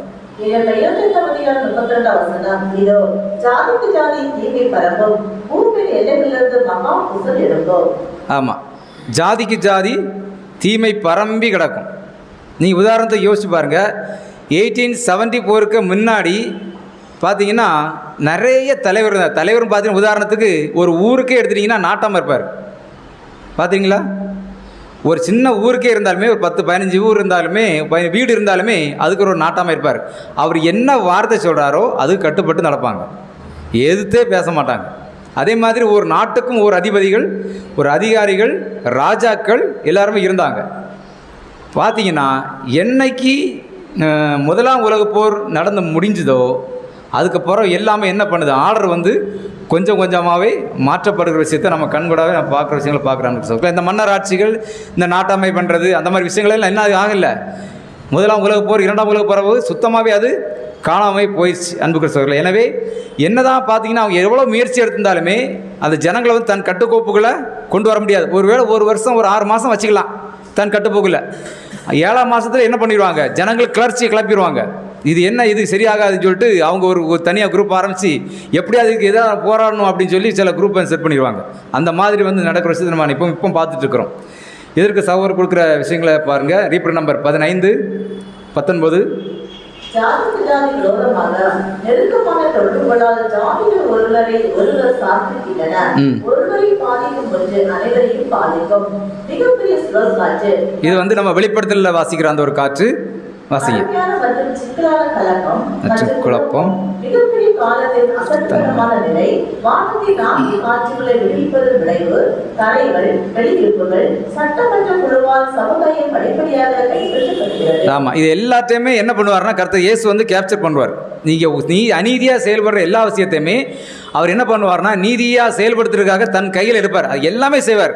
இப்போ உதாரணத்துக்கு வந்து இப்போ சாப்பாட்டுக்குன்னு ஒரு இயக்கங்கள் வந்து ஒரு குடோன் கட்டியிருக்காங்கன்னா அந்த சாப்பாட்டுக்கு வந்து கரெக்டான போய் ஜனங்களை போய் சேருதா? நன்மையான விஷயங்கள், சில தீமையான விஷயங்கள் சில ஆஃபீஸுகளில் நடக்குதுன்னா அதை நன்மையான விஷயங்களை ஜனங்களுக்கு கொடுக்க முடியுமா? அந்த மாதிரி விஷயங்கள் நடக்குது. அநீதிக்கும் நீதிக்கும் நிறைய வித்தியாசங்கள் இருக்குது, நம்ம பார்க்குறோம் இல்லையா? அப்போ நீதிக்கு ராஜா வந்து யாருன்னு பார்த்தீங்கன்னா கர்த்தர் இயேசு, அநீதிக்கு ராஜா யாருன்னு பார்த்தீங்கன்னா சாத்தான். அந்த சாத்தானுடைய கையில் இருக்கிறது அவ்வளோதான் என்ன பண்ணுவார்னா இவர் கம்ப்ளீட்டாக கேட்ச் பண்ணணும். அதை வாங்குறதுக்கு இப்போ உதாரணத்துக்கு நான் சொல்கிறேன், ஒரு ஆள்கிட்ட ஒரு சாதனம் கையில் இருக்குது. ஒரு ஆள்கிட்ட ஒரு சாதனம், இப்போ நாங்கள் மரிதாசபர் அண்ணா இருக்கிறாங்க, அவர் கையில் வச்சுருக்கிறார். நான் அதை போய் வாங்கணும். நான் என்ன பண்ணணும், ஃபஸ்ட் நான் இங்கேருந்து இறங்கி அவர் கையில் போய் வாங்கணும். எப்படி ஒரு 3 செகண்ட் ஆகுமா, 4 செகண்ட் ஆகுமா? இதுக்கே டைம் ஆகுதா?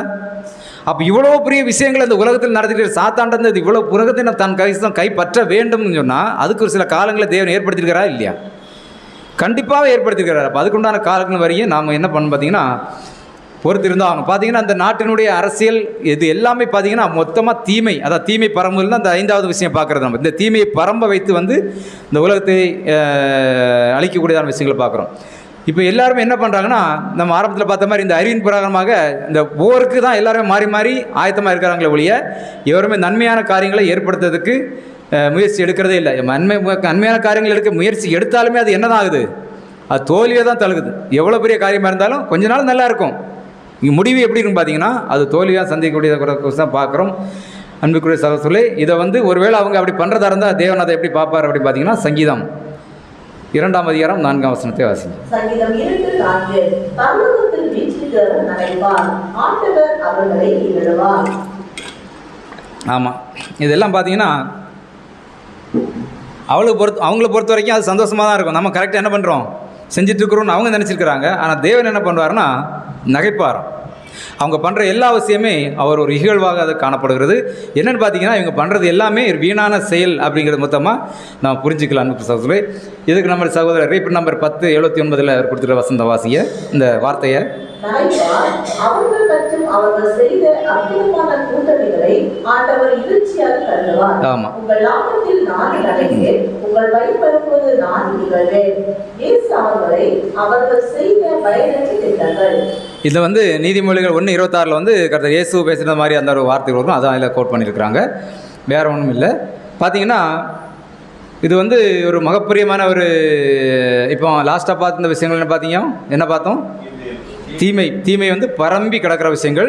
இந்த தீமையை வந்து விளக்கிறதுக்காக அந்த அதிகாரிகள் எடுக்கிற எல்லா முயற்சியுமே என்ன ஆகணும், தேவனுக்கு எப்படி இருக்குன்னு பார்த்தீங்கன்னா அது ஒரு நகைப்பாக, ஒரு இகழ்வாக தான் அது காணப்படும் அப்படிங்கிறத குறித்து பார்க்குறோம். நெக்ஸ்ட் ஒரு வசனம் வாசிங்க.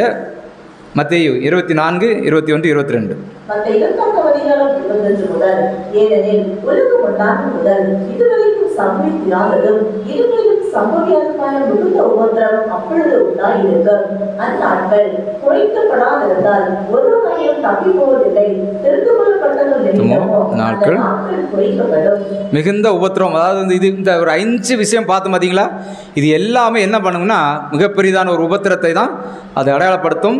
மிகுந்த உபத்திரம் அப்பொழுது உண்டாயிருக்குங்கிறது இந்த காலப்பகுதியில் நம்ம பார்க்குற விஷயங்கள் தான். நெக்ஸ்ட்டு பார்த்தீங்கன்னா இந்த ஒரு 5ஆவதாக பார்த்த அந்த காரணிகளுக்கு வந்து சகோதரர் வந்து ஒரு நிழல் சமம் கொடுக்குறாரு.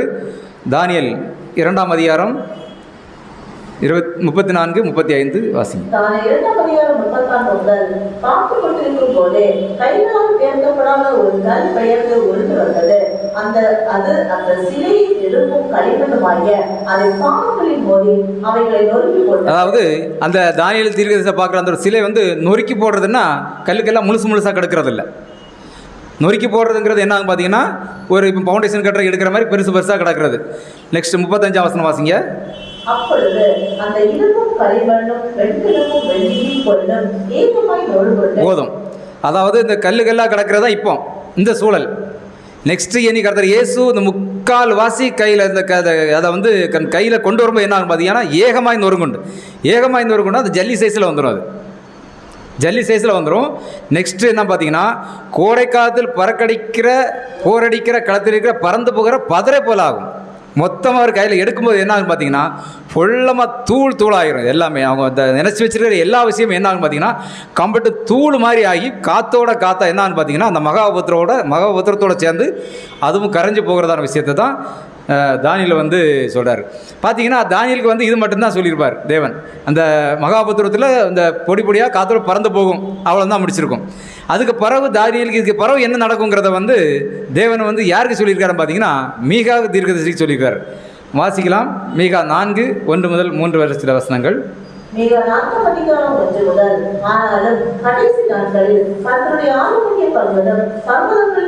ஆமா, அந்த ராஜ்யம் வந்து ஸ்தாபிக்கப்பட்டு ஆமா அப்போது அந்த எல்லா ஜாதிகள் என்ன பண்ணுவாங்க, அதன் இடத்துக்கு ஓடி வருவார்கள். புறப்பட்டு வந்து நாம் கப்பலின் பர்வதத்திற்கும் யாக்கோபின் தேவனுடைய ஆலயத்திற்கும் போவோம் வாருங்கள். அவர் தமது வழிகளை நமக்கு போதிப்பார், நாம் அவர் பாதைகளை நடப்போம் என்பார்கள். ஏனெனில் சீயோனிலிருந்து வேதமும் எருசலேமிலிருந்து கர்த்தரின் வசனமும் வெளிப்படும். சரி, போதும். இனி அதில் உள்ள வசனங்களை நம்ம அடிக்கடி வாசிக்கிற வசனம் தான்.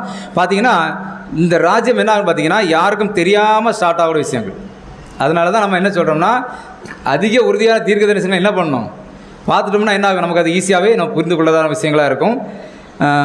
இதுக்கு கூட சகோதர விளக்கம் கொடுத்துருக்கிறாரு. இது இந்த வசனத்தினுடைய அப்படியே ஒரு விளக்கம் தான் கொடுத்துருக்காரு. நெக்ஸ்ட் நம்ம அடுத்த இதுக்கு போயிடலாம். அப்போ நம்ம பார்த்துருக்கிற இந்த விஷயங்கள் என்ன பார்த்தீங்கன்னா ஒரு ஜாமக்காரனாக இருந்து என்ன பண்ணுறோம், இது இவ்வளோ நேரம் இந்த ஒரு தீர்க்க தரிசனங்களை நம்ம ஒரு ஆராய்ந்து பார்த்துருக்குறோம்.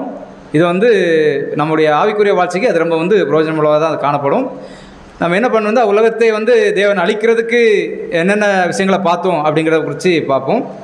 பார்த்திங்கன்னா ஃபஸ்ட்டு நம்ம பார்த்த விஷயம் என்ன பார்த்திங்கன்னா இந்த விடிய காலத்தில் என்ன நடக்கும்னா இந்த எல்லாமே விடிய காலத்தில் நடக்கக்கூடிய விஷயங்கள் தான். முதல்ல வந்து உலக யுத்தங்கள் மூலமாக இந்த உலகங்கள் அழிக்கப்படுகிறது. நெக்ஸ்ட்டு பார்த்திங்கன்னா அறிவின் பெருக்கம், அதிக நாலேஜ் கொடுத்து கொஞ்சம் கொஞ்சமாக அந்த நாலேஜை வச்சு அவங்களை அழிக்கிறது. இப்போ உதாரணத்துக்கு நம்ம மொபைல் தான் அதிகமாக யூஸ் பண்ணுறோம், மொபைல் வச்சு சொல்கிறோம். இதெல்லாம் எதுக்கு ஆரம்பம், என்ன சொன்னாலும் என்ன தான் பண்ணுறோம், அதிகமான இதுக்கெல்லாம் எதுக்கு ஆரம்பம்? அழிவுக்கு தான் ஆரம்பம். நம்ம வார்த்தையில் நம்ம சொல்லிடுற மாதிரி அப்படி தான். நெக்ஸ்ட்டு பார்த்தீங்கன்னா உபத்திரவத்தின்படியாக அந்த பிரசவ வேதனை நான் சொன்னோம். நெக்ஸ்ட்டு அடுத்த அழிவு எங்கேருந்து பார்த்தீங்கன்னா வடக்கே இருந்து வர்றது, இஸ்ரேலிருந்து வரக்கூடிய விஷயங்கள். நெக்ஸ்ட் அடுத்து 5வது பார்த்தீங்கன்னு பார்த்தீங்கன்னா மொத்த தேசம் என்ன பார்த்தீங்கன்னா தீமைகள் பரம்பி கிடக்கிறதான விஷயங்கள் அப்படிங்கிற சோசலை நாம் தியானம் பண்ணின இந்த ஒரு 5 விஷயங்களும் குறித்து தியானம் பண்ணது நல்லது. அது எப்படின்னு பார்த்தீங்கன்னா தீர்க்கதரிசனம் மூலமாக. இதை தான் பேதுரு என்ன சொல்கிறாருன்னா 2 பேதுரு 1ஆம் அதிகாரம் 19ஆம் வசனத்தில் வாசிங்க. 2 பேதுரு 1ஆம் அதிகாரம் 19ஆம் வசனம். அதிக உறுதியான தீர்க்கதரிசன வசனமும் நமக்கு உண்டு. பொழுது விடிந்து விடியொளி உங்கள் இதயங்கள் உதிக்கப்படவும் இருளுள்ள ஸ்தலத்தில் பிரகாசிக்கிற விளக்கி போன்ற அவ்வசனத்தை கவனிப்பது நலமாய் இருக்கும். அவ்வசனத்தை கவனிப்பது நலமாக இருக்கும். நம்ம ஆரம்பத்தில் பார்த்த மாதிரி தீர்க்க தரிசனங்களை பார்க்குறது கூட நமக்கு என்ன ஆகும்? நல்லதாக சில விதமான தெளிவுகள்லாம் நமக்கு கொஞ்சம் கிடைக்கும் அப்படிங்கிறத குறித்து பார்க்குறோம். சகோதரர் இந்த வசனத்தை கொடுத்துருக்கான ஒரு சிறிய விளக்கத்தை வாசிக்கலாம். குறிப்பிட்ட நம்பர் 23-13 வாசிங்க. நம்மிடத்தில் கர்த்தரின் வார்த்தைகள், உவமைகள், ரகசியமான சொற்கள் முதலியவற்றை பதிவு செய்த சுவிசேஷங்களும் பழைய ஏற்பாட்டு எழுத்துக்கள் பற்றிய தேவ ஆவியினால் ஊட்டப்பட்ட அப்போஸ்தலர்களின் விளக்கங்களும் பழைய ஏற்பாட்டு தீர்க்கதரிசனங்களும் உள்ளன. ஆமாம், எல்லாத்தையுமே பார்க்கணும். நம்ம அதான் பார்த்தோம், வேதத்தையும் சாட்சியாமத்தையும் பார்க்குற விஷயம். கர்த்தரின் ஜனங்களுக்கு ஒரே ஒளியும் வழிகாட்டியும் அவருடைய வார்த்தையும் ஆகும். இப்போ பொறுத்தவரை இப்போ இருக்கிற நம்ம ரீசெண்டாக பொறுத்தவரை கர்த்தர் இயேசுவை நம்ம நேரடியாக பார்க்குற விஷயங்கள் வந்து கண்டிப்பாக நமக்கு சாத்தியமற்றதாக காணப்படுகிறது. அது என்ன பண்ணோம்னா அவர் ஒளியும் அவருடைய வார்த்தையும் தான் நமக்கு இப்போ நம்ம வழி நடத்தி கொண்டிருக்கிறது. பொற்காலத்தை வரவேற்கும் மகத்தான ஒளியை சார்ந்த தீர்க்கதரிசன சாட்சிகள். இந்த ஒரே ஒளி பல காலமாக மதிக்கப்பட்டு வந்த பல பழமையான கொள்கைகள் மற்றும் நிறுவனங்கள், மத, அரசியல், சமூக, நிதி ஆகியவற்றின் அழுக்கையும் பொய்மையும் வெளிப்படுத்துகிறது அப்படின்னு சொல்லி சொல்கிறார் அன்புக்குரிய சொல்லே. பார்த்தீங்கன்னா சரி, இவ்வளோத்தையும் நம்ம கற்றுக்கொண்டோம். இவ்வளோத்தையும் நம்ம கொஞ்சம் தியானம் பண்ணோம் தீர்க்கதரிசனத்தை குறித்து. நெக்ஸ்ட் நாம் என்ன செய்யணும் அப்படிங்கிற குறித்து பார்த்தீங்கன்னா வெளிப்படுத்தல் 10ஆம் அதிகாரம் 6ஆம் வசனத்தை வாசிங்க. வெளிப்படுத்தல் 10ஆம் அதிகாரம் 6ஆம் வசனம். இனி காலம் செல்லாது, ஆனாலும் தேவன் தம்முடைய ஊழியக்காரர் தீர்க்கதரிசிகளுக்கு விசேஷமாய் அறிவித்தபடி ஏனோக்குடைய சத்தத்தின் நாட்களிலே அவன் எக்காலம் மூடப்போகிற போது தேவ ரகசியம் நிறைவேறும் என்று. பாருங்க, இந்த வசனங்கள் எல்லாம் கொஞ்சம் உன்னிப்பாக நம்ம பார்க்க வேண்டிய விஷயங்கள். இனி காலம் செல்லாது. இனி காலம் செல்லாதுன்னா இப்போ வெளிப்படுத்தல யோவான் எழுதும்போது எத்தனை வருஷத்துக்கு முன்னாடி, எவ்வளோ வருஷத்துக்கு முன்னாடி எழுதியிருக்காரு. நம்ம என்ன இப்போ வாசிக்கிறோம். இனி காலம் செல்லாதுன்னா இன்னொரு 3 வருஷம் கழிச்சு இன்னும் யாரும் படிப்பா? இனி காலம் செல்லாதுன்னு அவர் படிப்பார். இது எந்த பார்த்தீங்கன்னா அந்த காலத்துக்கு பொருந்தாது. யார் வாசிக்கிறாங்களோ அவங்களுக்கு பொருந்தும். யார் வாசிக்கிறாங்க பார்த்தீங்களா, அவங்களுக்கு தான் பொருந்தது. இனி காலம் ஆனாலும் தேவன் தம்முடைய ஊழியக்காரர் தீர்க்கதரிசிகளுக்கு சுவிசேஷமாக அறிவித்தபடி 7ஆம் தூதனுடைய சத்தத்தின் அந்த 7ஆம் தூதனுடைய சத்தத்தினுடைய அந்த ஒரு சத்தம் வந்து மிகப்பெரிதான சத்தம். நம்ம விசுவாசமே இது எதை சார்ந்தால் நம்ம அமைஞ்சிருக்குன்னு பார்த்தீங்கன்னா சகோதரர் ரசல் அவருடைய அந்த ஒரு சத்தத்தின்படியாக தான் அமைஞ்சிருக்கு. ஒருவேளை சகோதரர் ரசல் 7ஆம் தூதன் இல்லை அப்படிங்கிறதான விஷயம் நமக்குள்ள வருதுன்னா வேதத்தையும் சாட்சியாகமத்தையும் நாம் என்ன பண்ணலை, சரியாக நம்ம பகுத்து பார்க்கவே இல்லை. அதனால தான் நமக்கு என்ன ஆகுதுன்னு பார்த்தீங்கன்னா அந்த விடியற் காலத்தினுடைய வெளிச்சங்கள் வந்து நமக்கு இல்லாமல் போகுது அப்படிங்கிற பாச்சனம். அவன் எக்காலம் ஊதுற போது தேவ ரகசியம் நிறைவேறும். அது கண்டிப்பாகவே அந்த ஒரு ரகசியம் வந்து கண்டிப்பாக நிறைவேறும் அப்படின்னு வச்சு பார்க்குறோம். அதனால தான் இந்த ஆரம்பத்தில் அந்த உபத்திரவம் பார்த்து பார்த்தீங்களா, அந்த உபத்திரவம் வந்து வலிகளுக்கு அடையாளங்கிறது வந்து முதல் வலி, 2வது வலி, 3வது வலி. எல்லா வலிகளையும் நம்ம பார்த்துட்டு வந்து ஆராய்ந்து பார்த்துக்கிற விஷயங்கள். அது இவ்வளோ நேரம் பார்த்துட்டு விஷயங்கள். அதான் 1914 ஒன்று, 1931 உச்சக்கட்டமான வழி. அது எந்த வருஷம் வரும்னு நமக்கு தெரியாது. அதை கணிக்கிற சகோதரர்கள் கூட இருக்கிறாங்க. உச்சக்கட்ட வழி இந்த வருஷம் வரும் அப்படிங்கிற நமக்கு அது தேவையில்லை. நம்ம அந்த பக்கமே போகணும். நமக்கு இன்றைக்கி தேவன் நமக்கு என்ன தந்திருக்கிறார் அதன்படியாக வாழ்ற கொண்டதான முயற்சியை நாம் எடுத்தால் அது ரொம்ப நல்லா இருக்கிற அன்புக்கு சகோதரர்களே. ஒட்டுமொத்தமாக அந்த உலகம் தேவன் கிருபையில் அழிக்கப்படும் போது இந்த சபை என்ன பண்ணணும் பார்த்தீங்கன்னா நிறைவு பெற்று இருக்கும். அதுக்கு முன்னாடி நடக்கிறார்கள் தேவனுடைய. அதனால என்ன சொல்கிறாருன்னா அப்போஸ்தலன் பேதுரு என்ன சொல்கிறாருன்னா ரொம்ப கவனமாக நம்மகிட்ட இருக்க சொல்கிறார். 2 பேதுரு 1ஆம் அதிகாரம் 10ஆம் வசனத்தை வாசிங்க. 2 பேதுரு 1ஆம் அதிகாரம் 10ஆம் வசனம். ஆகையால் சகோதரரே, உங்கள் அழைப்பையும் தெரிந்து கொள்வதை மொழியாக்கும்படி ஜாக்கிரதையாய் இருங்கள். இவைகளை செய்தால் நீங்கள் ஒரு காலம் இடறி விழுவதில்லை. இவைகளை செய்தால்னா ஒழுங்காக வேத வசனங்களை ஆராய்ந்து பார்த்து அது என்ன சொல்லுது, தேவன் எந்த காலத்துக்கு தான் சொல்லியிருக்கிறாரா, கருத்துக்கு சூட் ஆகுமா அந்த வசனம், இல்லை இது சூட் ஆகாதா அப்படிங்கிறது என்ன பண்ணணும் பார்த்தீங்கன்னா கரெக்டாக அதன்படி நம்ம செஞ்சோம்னா ஒருபோது நாம் வந்து இடறி விழ போகிறதுக்குறதான வாய்ப்புகள் இல்லை அன்புக்குரிய சகோதரர்களே. பார்த்தீங்கன்னா இதை வந்து நம்ம தெரிஞ்சுக்கிறது வந்து என்னென்னு பார்த்தீங்கன்னா, நம்ம இந்த அழைப்புக்கு உரியவர்கள் அப்படிங்கிறத முதல்ல நம்ம தெரிஞ்சுக்கணும். இந்த அழைப்புக்கு நாம் உரியவர்கள் அப்படிங்கிறத தெரிஞ்சுக்கணும். நெக்ஸ்ட் என்ன பார்த்தீங்கன்னா, இந்த அழைப்புக்கு உரியவராக நான் இருக்கிறேன், நான் பெற்றுக்கொண்டுக்கிற சத்தியங்கள் எல்லாமே மறக்காமல் இதயத்துக்குள்ளே வச்சிருக்கிறதான விஷயங்கள் ரொம்ப முக்கியம். நெக்ஸ்ட்டு பார்த்தீங்கன்னா, அதற்குரியதான ஒரு வாழ்க்கையை நம்ம வாழணும். எந்த அளவுக்கு தேவன் நமக்கு இந்த பொறுப்பு தந்திருக்கிறாரோ அதுக்குரியதான வாழ்க்கை நம்ம அன்பு கண்டிப்பாக வாழ வேண்டும். எப்படி வாழ வேண்டும் அப்படின்னு பார்த்தீங்கன்னா, பிலிப்பியர் 2:12.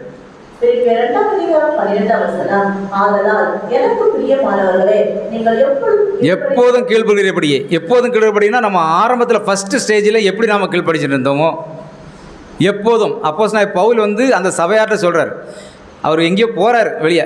அப்போ அவர் சொல்கிறார், நான் நீங்கள் எப்பவும் கீழ்ப்படிந்த மாதிரி நான் உங்களுக்கு சமீபமாக இருக்கும்போது சரி, இப்போ நான் இருக்கிற மாதிரி இப்போவும் சரி, நான் உங்களுக்கு தூரமாக இருக்க ஒரு வெளியூர் போயிருந்தாலும் சரி, என்ன பண்ணீங்க, நீங்கள் எப்போதும் கீழ்ப்படிங்க. அது எப்படி இருக்குன்னு பார்த்தீங்கன்னா, அதிக பயத்தோடும் நடுக்கத்தோடும் உங்கள் ரட்சிப்பு நிறைவேற பிரயாசப்படுங்கள்னு சொல்லி அப்போஸ்தலனாகிய பவுல் வந்து ஒரு எச்சரிப்பான ஒரு வார்த்தையை வந்து அன்றைய சபையார் கொடுக்குறார். இன்றைக்கு கூட அவர் சிஷ்யத்துவ அழைப்புக்குள்ளாக இருக்கிற நமக்கும் கூட இது ஒரு எச்சரிப்பான ஒரு வார்த்தையாக தான் நமக்கு காணப்படும். அன்புக்குரிய மேலும் இன்னொரு வசனத்தை கூட வாசிங்க. எபிரேயர் 10:24-25.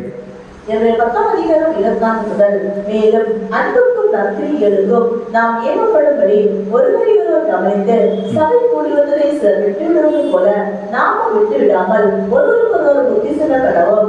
நாம் வந்து சமீபத்து வருகிறதை எவ்வளவாய் பார்க்கிறீர்களோ அவ்வளவாய் புத்தி சொல்ல வேண்டும். சரி, இப்போ லாஸ்ட் உள்ள வரி தான் முக்கியம். நாளானது சமீபித்து வருகிறதை எவ்வளவாய் பார்க்கிறீர்களோ. எந்த நாள்?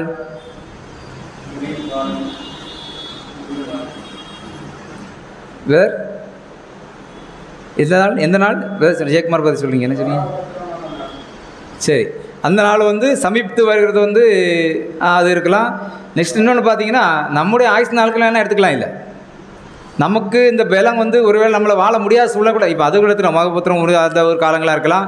கர்த்தர் இயேசுவோட 1000 அரசாட்சி அந்த முடிகிற காலங்கள் அந்த இதாக இருக்கலாம். நாளுங்கிறது வந்து அனைவரும் இருக்கலாம். ஆனால் அப்போஸ்தலனாகிய பவுல் இது கொடுக்கறது வந்து பார்த்தீங்கன்னா, சபை கூடி வருதலை சிலர் விட்டு விடுகிறது போல நாமும் விட்டு விடாமல் ஒருவருக்கு ஒருவர் புத்தி சொல்ல கடவோம். ஒருவரை புத்தி சொல்லுவோம். நாளானது சமீபித்து வருகிறதை எவ்வளவாய் பார்க்கிறீர்களோ. அப்போ நம்முடைய காலங்கள் எவ்வளோ குறைவாக நமக்கு கண்ணு முன்னாடி தெரியுதோ அவ்வளவுக்கு அதிகமாக என்ன பண்ணணும் பார்த்தீங்கன்னா, புத்தி சொல்ல வேண்டும் அப்படிங்கிறது சொல்கிறாரு. இந்த ஒரு சபை கூடி வருகிறதை சிலர் விட்டு விடுறது போல அப்படிங்கிறத குறித்து அதுக்கு சகோதரருக்கு ஒரு சின்ன விளக்கம் கொடுக்குறாரு. ரீப்பர் நம்பர் 40:77 வாசிங்க.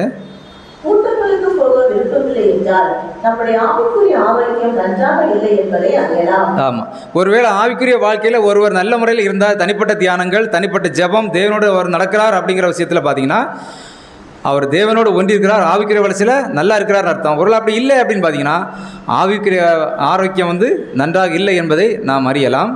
வாசிங்க. சாத்தியமில்லை என்றால் ஆண்டவர் வேறு வழியில் அந்த குறையை பூர்த்தி செய்கிறார். மேலும் கூட முடியாவிட்டாலும் கடிதங்கள் மற்றும் அச்சு மூலமாக புனிதர்கள் ஆசிரிக்கப்பட்ட உடன்படிக்கையின் சிந்தனையை பகிர்ந்து கொள்ளலாம். நமக்கான சூழ்நிலைப்படி மாநாடுகளை கலந்து கொள்வது நன்மையாகும். கர்த்தருக்கு பயந்தவர்கள் ஒருவரோடொருவர் அடிக்கடி பேசினார்கள். இது அவநம்பிக்கையாளர் கூட்டமாக இல்லாமல் பாவிகளை திருத்துவதற்கான இடம் அல்ல. இதில் கொஞ்சம் விளக்கங்கள்லாம் இருக்குது, அது கொஞ்சம் உள்ள போகல, அது வேணாம். பார்த்தீங்கன்னா என்ன சொல்கிறாருன்னா, சபை கூடுவர ஒரு மெயினாக விஷயம் புரிஞ்சுக்கொள்ள விஷயம் என்ன பார்த்தீங்கன்னா, சபை கூட ஒரு வரம்பு கொஞ்சம் கொஞ்சமாக குறைக்கிறார் அப்படின்னா, அவர் ஆவிக்குரிய வளர்ச்சியில் என்ன பண்ணுறாருன்னா, தன்னுடைய தனிப்பட்ட ஆவிக்குரிய வளர்ச்சி, அதான் அழைப்பையும் தெரிந்து கொள்ள உறுதிப்படுத்துகிற விஷயம் பார்த்தீங்களா, அதில் என்ன பண்ணுறாருன்னா கொஞ்சம் கொஞ்சமாக அவர் தவறாருன்னு அர்த்தம்.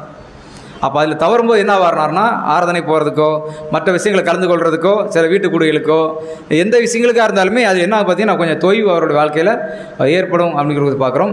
இப்போ அப்போஸ்தலனாகிய பவுல் பேசினதாகட்டும், பேதுரு பேசின விஷயங்களாகட்டும், இது எல்லாமே பார்த்தீங்கன்னா 3 விஷயங்கள் இருக்குது. அவர் அப்போஸ்தலனாகிய பேதுரு என்ன சொல்கிறாருன்னா, அதிக உறுதியான தீர்க்க தரிசனை நாம் கவனிக்க வேண்டும். அது நமக்கு ஆசீர்வாதம்.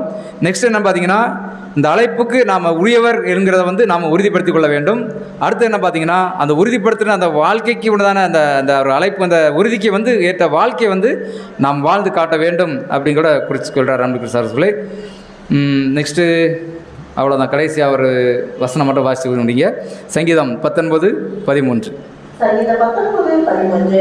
துணிகரமான பாவங்களுக்கும் உமது அடியை விலக்கி காலம் அவைகள் என்னை ஆட்டிக்கொள்ள ஒன்றாகிடும். அப்பொழுது நான் உத்தமனாகி பெரும் பாதகத்திற்கு நீங்களாம். இந்த பெரும் பாதகம்ங்கிறதா என்னதுன்னு பார்த்தீங்கன்னா, இப்போ நடந்து கொண்டிருக்கிறதான மிகப்பெரியதான ஒரு அழிவு ஆகட்டும், மகாபூத்திரம், இந்த உச்சகட்டங்களாகட்டும், இது எல்லாத்துக்கும் நம்ம என்ன பண்ணணும் பார்த்தீங்கன்னா, நீங்களாக்கி தேவன் நம்மளை ரட்சிப்பார். அதனால தான் ஃபஸ்ட்டு என்ன பண்ணுறாருன்னா, தாவீது சொல்கிறாருன்னா, துணிகரமான பாவங்களுக்கு உமது அடியனை விலக்கி காரும் அப்படிங்கிற விஷயம். சின்ன விஷயங்களில் ஒரு தவறு செய்யும்போது நமக்கு என்ன பண்ணிங்கன்னா, இருதயத்தில் வந்து ஒரு குற்ற உணர்வு வரணும். அந்த குற்ற உணர்வு வரலை அப்படின்னா துணிகரமான பாவங்களை நம்ம செய்கிறோம் அப்படிங்கிறத வந்து ஈஸியாகவே நம்ம எடுத்துக்கொள்ளணும். அதற்கு வந்து உமது அடியனை நீங்கள் என்ன விலக்கி காத்துக்கொள்ளுங்க அப்படிங்கிறத குறித்து பார்க்குறோம்.